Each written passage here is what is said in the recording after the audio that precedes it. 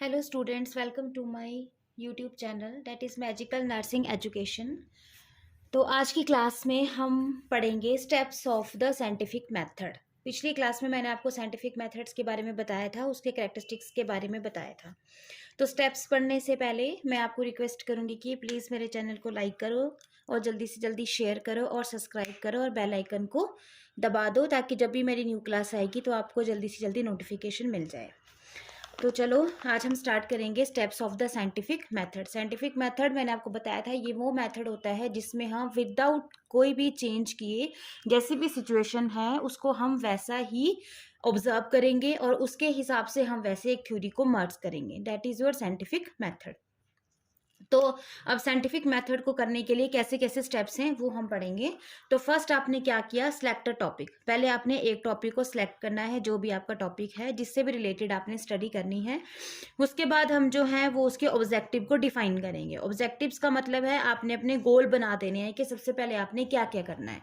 मानो अगर आपका टॉपिक है कि आपने किसी भी जगह पे या आपने बीएससी नर्सिंग फर्स्ट ईयर का में अपने स्टूडेंट्स का नॉलेज देखना है रिगार्डिंग द डायबिटीज मेलाइटस, ये आपका एक टॉपिक है। तो उस टॉपिक के लिए आपने क्या करना है, ऑब्जेक्टिव्स बनाने हैं। ऑब्जेक्टिव मतलब कि स्टेप बाय स्टेप आप अपनी स्टडी में जो है वो क्या काम करोगे। तो जैसे फर्स्ट ऑब्जेक्ट आपका बन जाएगा कि to assess the knowledge of the BSc nursing first year students regarding the diabetes mellitus. तो पहले आपने क्या किया, वहां गए, आपने नॉलेज को ऑब्जर्व किया। सेकंड आप देखोगे to find out the association. ठीक है, एसोसिएशन हम फाइंड आउट करते हैं कि जो आपने लॉजिकल स्टेटमेंट अपनी रखी है वो लॉजिकल स्टेटमेंट जो है वो प्रूफ हुई है सही या गलत। जैसे मैंने आपको बताया था, लॉजिकल स्टेटमेंट कोई हाइपोथेसिस भी हो सकती है या कोई अजम्पशन भी हो सकती है। ठीक है, हाइपोथेसिस वो होती है जिसको प्रूफ करने की जरूरत होती है at the end of the study, और अजम्पशन वो होती है जिसको हम प्रूफ नहीं करते हैं at the end of the study. तो जो भी आपने टॉपिक पहले सिलेक्ट किया है उसके आप क्या बना दोगे, ऑब्जेक्टिव बना दोगे अकॉर्डिंग टू योर स्टडी, और स्टेप बाय स्टेप आप क्या करोगे, फर्स्ट ऑब्जेक्टिव को फॉलो करोगे। जब आपने ऑब्जेक्टिव बना दिए उसके बाद आपने क्या किया, review of literature. Review of literature मैंने आपको बताया था, रिव्यू ऑफ लिटरेचर वो होता है कि जैसे डायबिटीज पे अगर आप स्टडी कर रहे हो तो पहले कितनी स्टडीज जो हैं वो डायबिटीज मेलाइटस पे हो चुकी हैं वो आपने रिव्यू करना है, और आपने ये देखना है कि पहले वाली स्टडीज में जो थी वो क्या चीज मिसिंग रह गई जो आपने अपनी इस स्टडी में पूरा करना है। ठीक है, तो that is the review of literature. वो आप कहीं से भी कर सकते हो, मैगजीन्स पढ़ के कर सकते हो, न्यूज़पेपर पढ़ के कर सकते हो, या फिर कोई थीसिस पढ़ के कर सकते हो।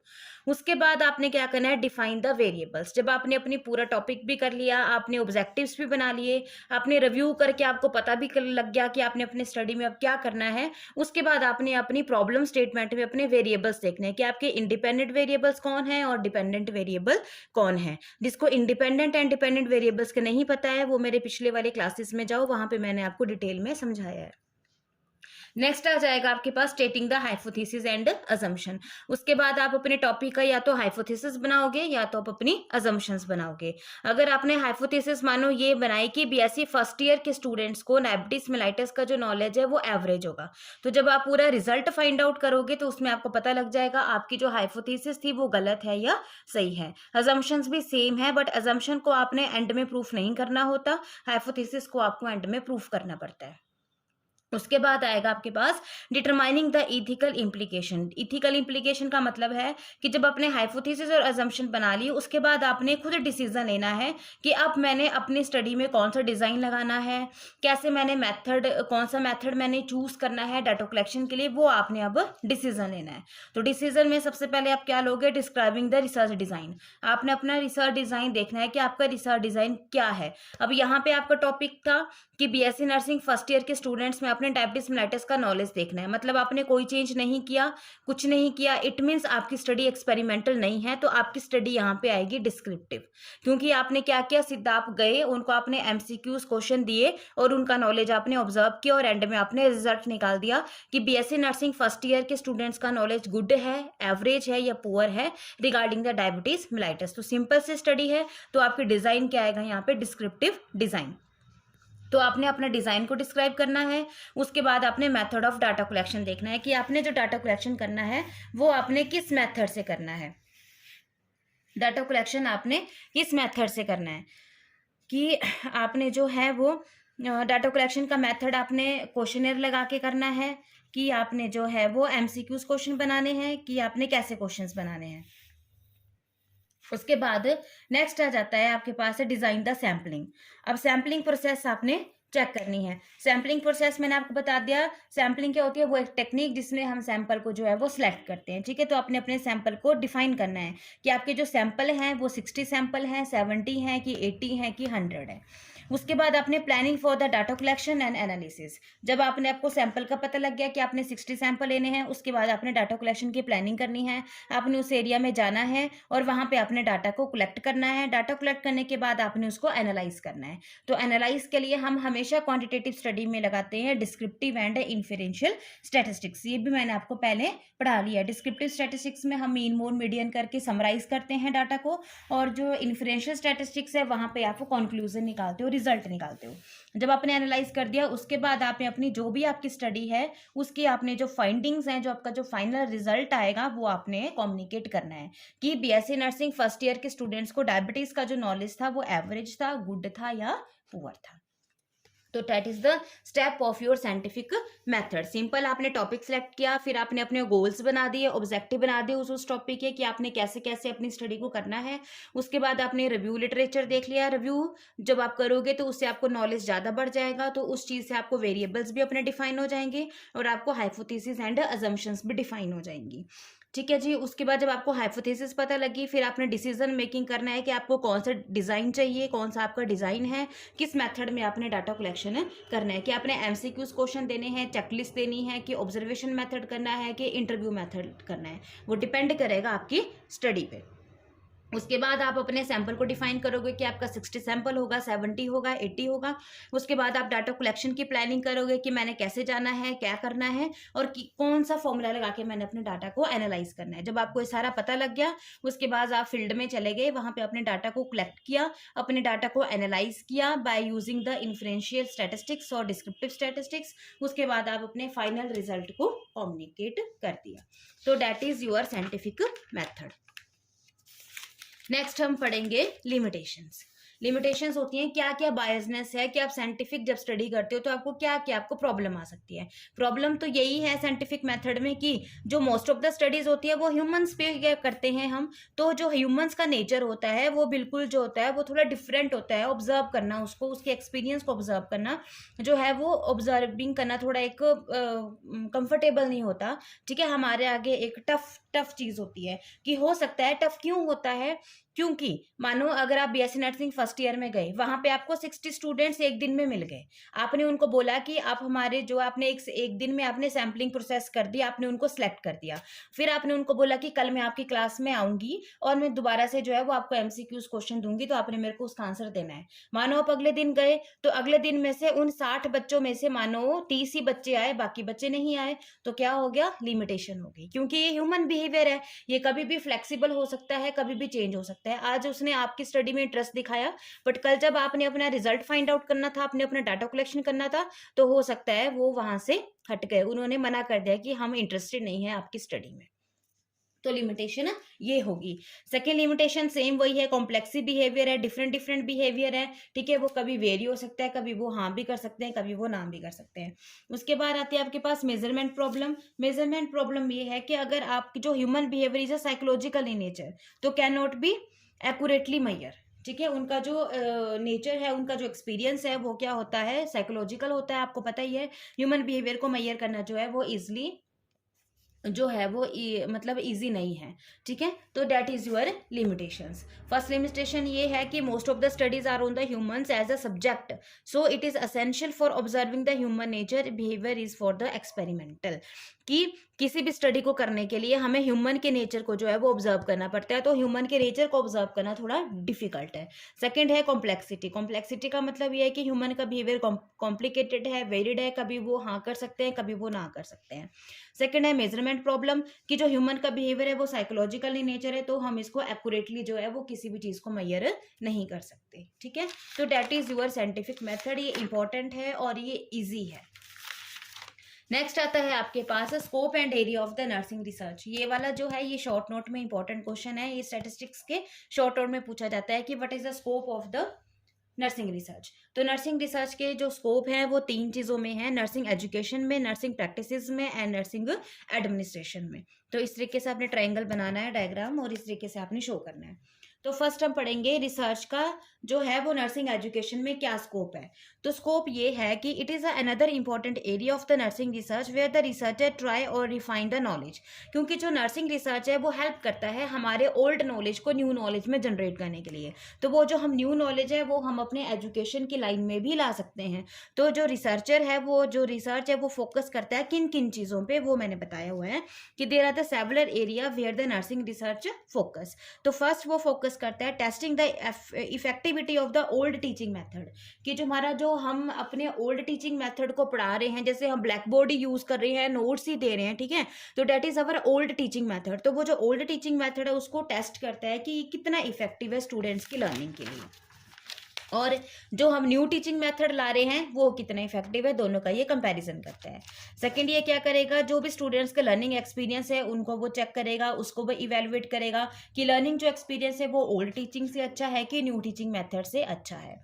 उसके बाद आता है एनहांसिंग द साइकोमोट्रिक डोमेन्स। साइकोमोट्रिक डोमेन्स होता है कि जो नर्सिंग स्टूडेंट है वो लर्निंग में अपने साइकोमोट्रिक डोमेन्स को कितना इंक्रीज कर रहे हैं। डोमेन्स में मोटर स्किल्स आते हैं आपके, ठीक है, कोऑर्डिनेटिव स्किल्स आते हैं, ठीक है, डेली लाइफ में जो भी आपको स्ट्रेस होता है उसके साथ वो अपनी लर्निंग को कैसे कोऑर्डिनेट करता है, कैसे वो अपने IQ लेवल को बढ़ा रहा है, ठीक है, वो सारा जो है वो रिसर्च जो है वो एनहांस करता है।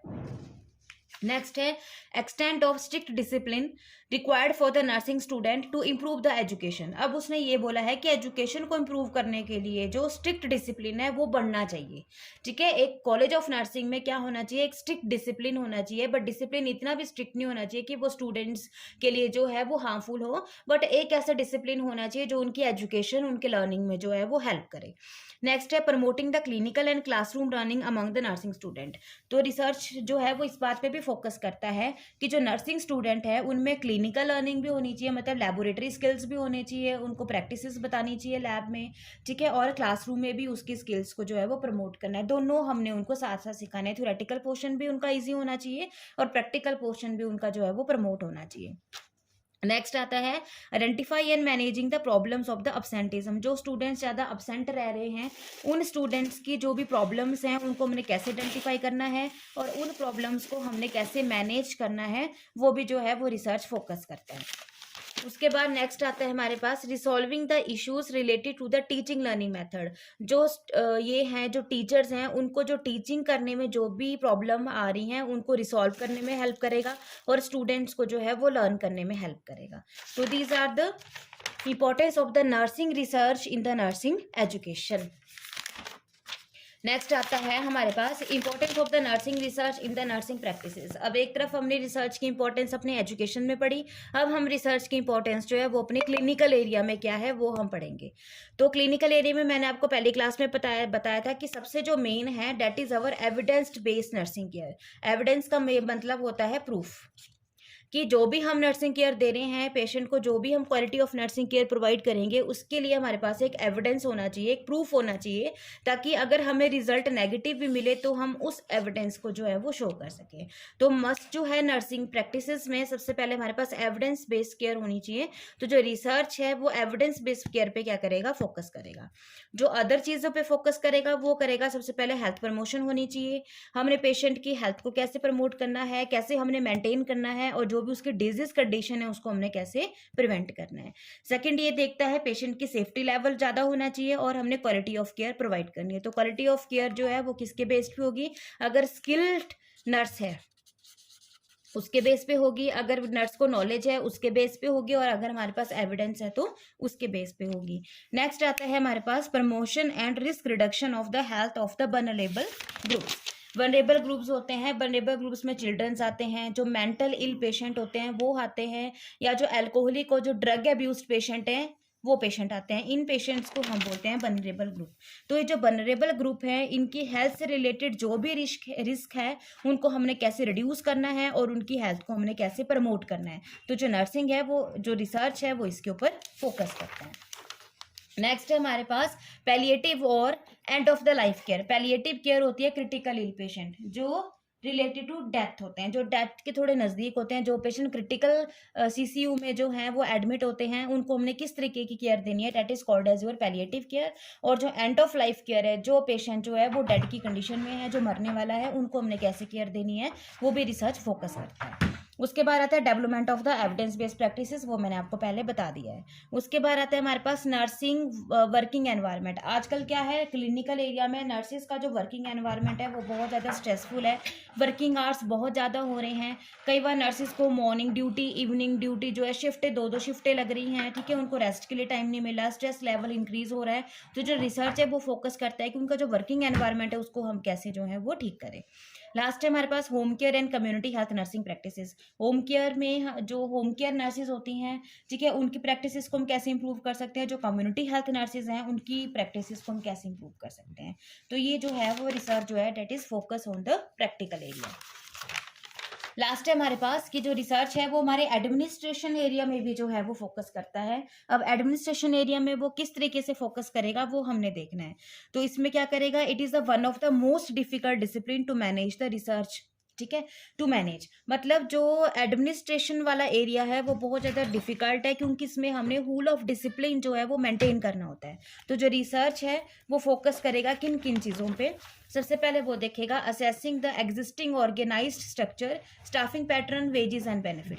सबसे पहले वो क्या देखेगा कि जो हमारा ऑर्गेनाइजेशन है, जो हमारा हॉस्पिटल है, या जो हमारा स्कूल, कॉलेज ऑफ नर्सिंग है, स्कूल ऑफ नर्सिंग है, उनका ऑर्गेनाइजेशन स्ट्रक्चर कैसा है, कि लैब वहाँ पे प्रॉपर है कि नहीं है, स्टूडेंट्स के लिए क्लासरूम्स हैं कि नहीं है। सबसे पहले हमने वो देखना है, ठीक है। जो हमारा हॉस्पिटल का एरिया है वहाँ पे ओटी रूम है, प्रॉपर आईसीयूज हैं, सीसीयू हैं, प्रॉपर वार्ड है, प्रॉपर बेडिंग है कि नहीं है, वो सारा चेक करना है। स्टाफिंग पैटर्न कैसा है, स्टाफ इनफ है कि नहीं है, उनकी जो सैलरी मिलती है वो कितना मिलती है, और जो स्टाफिंग है उनको क्या बेनिफिट है और पेशेंट को क्या बेनिफिट है, वो सारा ये देखता है। उसके बाद ये क्या देखता है, assessing the use of the nursing personnels in providing the quality of nursing care, कि जो उन्होंने जो नर्सिंग पर्सोनल रखे हैं, जो उन्होंने स्टाफ रखे हैं, वो ट्रेंड हैं कि नहीं है, वो लाइसेंस्ड हैं कि नहीं है, कि वो क्वालिटी ऑफ केयर जो है वो प्रोवाइड कर सकते हैं कि नहीं कर सकते हैं। तो इन सब चीज़ों पे जो है डेट इज और एडमिनिस्ट्रेटिव साइड, तो जो रिसर्च है वो इन चीज़ों पर भी क्या करता है, फोकस करता है। तो ये था हमारे पास the importance of the nursing research, ठीक है, या area of the nursing research in the nursing, या importance of the nursing research in nursing. अगर ऐसा भी आएगा आपके पास कि research, why the research is important in the nursing, तो आप बोल सकते हो the research is important in the following fields of the nursing, that is वो nursing education, nursing practices and nursing administration. तो आप डिफरेंट डिफरेंट वे में जो है वो इसको इजिली बता सकते हो। तो ये था हमारा आज की क्लास का। तो आज की क्लास में हमने डिस्कस किया steps of the scientific method, ठीक है, उसके बाद limitation of the scientific method and importance of the nursing research in the research और नर्सिंग, या फिर scope and area of the nursing research, ठीक है। तो ये मैंने आपको तीनों में बता दिया, नर्सिंग एजुकेशन में भी, नर्सिंग प्रैक्टिसेस में भी एंड नर्सिंग एडमिनिस्ट्रेशन में भी। तो अगर आपको कोई भी इसमें प्रॉब्लम है तो आप कमेंट बॉक्स में कमेंट कर सकते हैं, और ज़्यादा से ज़्यादा मेरे चैनल को लाइक करो, शेयर करो, सब्सक्राइब करो, ताकि मैं इजी से इजी जो नर्सिंग के जो है वो नर्सिंग जो है वो आपको इजी वे में मैं ला सकूँ, और डिफ़िकल्ट से डिफ़िकल्ट टॉपिक में आपको ईजिली पढ़ा सकूँ। Thank you.